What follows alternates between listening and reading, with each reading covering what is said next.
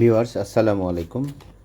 আশা করছি সবাই আপনারা ভালো আছেন। আজকে আমি দেখাবো কিভাবে আমাদের মোবাইল অ্যাপস এর সাহায্যে বা মোবাইল অ্যাপস ব্যবহার করে আমরা প্রতিষ্ঠানের যাবতীয় তথ্য পেতে পারি। যাবতীয় তথ্য বলতে আমাদের বিভিন্ন ধরনের নোটিশ, তারপরে আমাদের যে ছেলেমেয়ে পড়াশোনা করে তাদের বেতন যে আমরা পরিশোধ করছি সেটি ঠিকমতো পরিশোধ হচ্ছে কি না, তারপরে আমরা দেখতে পাই যে আমাদের বিভিন্ন সময় বিভিন্ন পরীক্ষা হচ্ছে। এই পরীক্ষাগুলো যে রেজাল্ট, আমাদের অনেক সময় শিক্ষার্থী সময় মতো আসতে পারে না প্রতিষ্ঠানে, বিধায় তার হাতে রেজাল্টের কপি পৌঁছে না।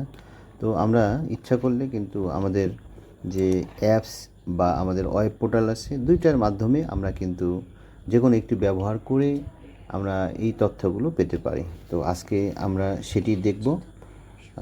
একটু আমার সঙ্গে থাকবেন ইনশাল্লাহ। আমি আপনাদের খুব সহজভাবে অ্যাপস এবং ওয়েব পোর্টালের মাধ্যমে কিভাবে আমরা দেখতে পারি।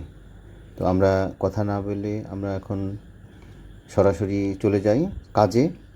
তো আমরা অ্যাপস বা পোর্টাল ব্যবহার করতে হলে অবশ্যই আমার আইডি এবং পাসওয়ার্ড আমার দরকার বা থাকতে হবে।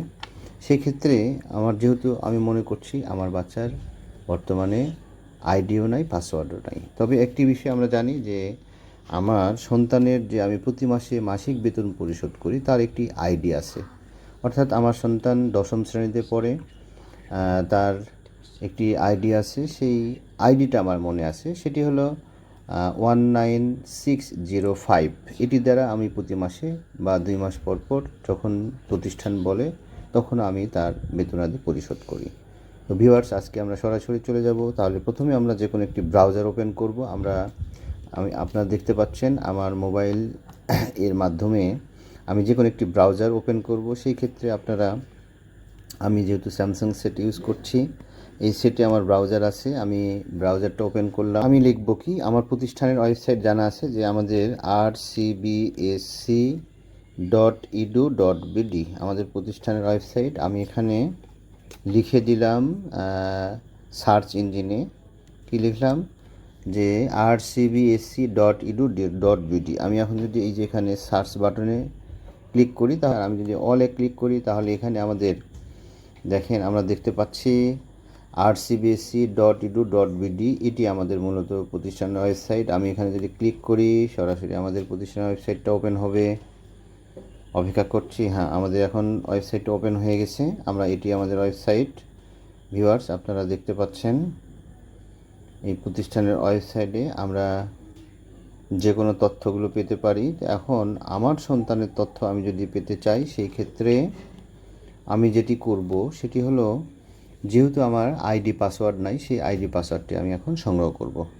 তো কথা না বাড়ি আরেকবার আমরা চলে যাই। এই যে আরও দেখতে পাচ্ছি, আমি মেনুতে যাব। এখানে ক্লিক করলে আমার মেনু দেখাবে। একটু প্লিজ দেখেন আপনারা সবাই।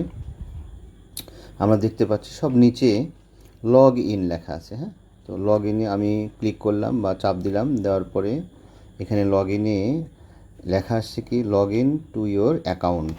যেহেতু আমার আইডি পাসওয়ার্ড নাই, তাই আগে পাসওয়ার্ডটা আমাকে রিকভার করতে হবে। সেই ক্ষেত্রে আমি করব কি, এখানে নিচে লেখা আছে দেখেন, রিসেট পাসওয়ার্ড। ওকে, লগ ইনের নিচে আমি রিসেট পাসওয়ার্ডে ক্লিক করলাম।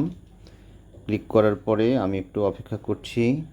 হ্যাঁ, এরপর চলে এসেছে আমাদের নতুন একটি পেজ। সেখানে দেখতে পাচ্ছি যে cloud campus 24 interior log in ID.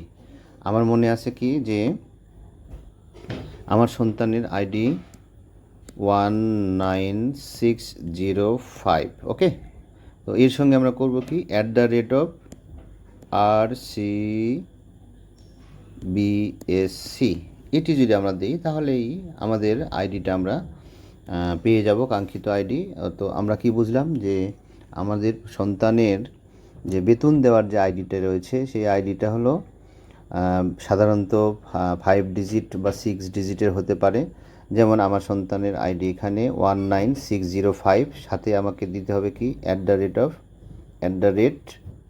কি rcbsc, রাজশাহী ক্যানবোর্ড স্কুল অ্যান্ড কলেজের প্রথম অক্ষরগুলো দিয়ে আমি এখন যদি নেক্সট বাটনে ক্লিক করি তাহলে আমাকে অপেক্ষা করতে হবে। হ্যাঁ, চলে এসেছে, get verification code through SMS. এসএমএসটা চলে আসবে কোন নাম্বারে? Registered mobile. আমরা যে আমাদের প্রতিষ্ঠানের যে একটা নাম্বার দিয়েছি, অর্থাৎ যেখানে এমার্জেন্সি নাম্বার 11 ডিজিটের, সেই নাম্বারটি এখানে আমাকে দিতে হবে, যেখানে আমাদের এসএমএস যায় প্রতিষ্ঠান থেকে। ওকে, আমি দিলাম কি, আমার এখানে আমার নাম্বারটা 0171708938 আমি নাম্বারটা দিয়ে দিলাম। দেখেন এখানে দেখাচ্ছে রেজিস্টার্ড মোবাইল নাম্বার আমার 017 দিয়ে শুরু হয়েছে এবং সবশেষ দুইটি ডিজিট দেখাচ্ছে, সেটি হলো 83। ওকে ভিউয়ার্স, আপনারাও দিবেন এইভাবে।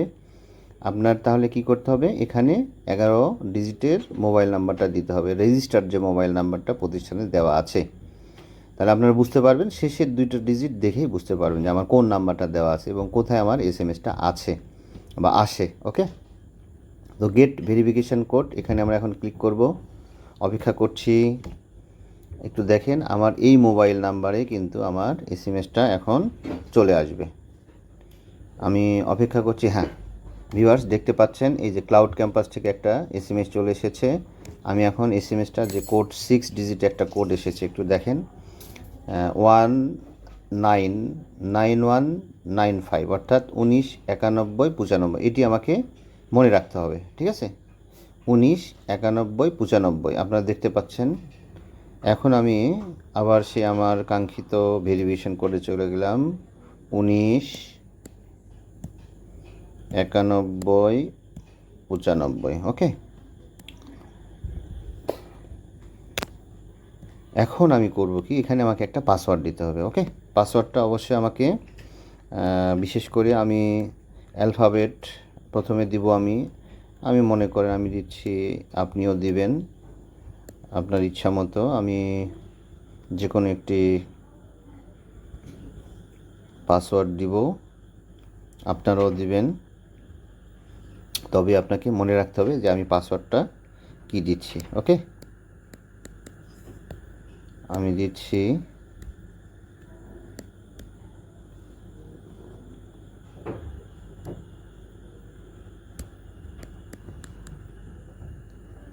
এরপরে আমাকে রিসেট পাসওয়ার্ড বাটনে ক্লিক করতে হবে। দেখেন আমাকে কি দিয়েছে মেসেজটা, পাসওয়ার্ড ডো নট ম্যাচ।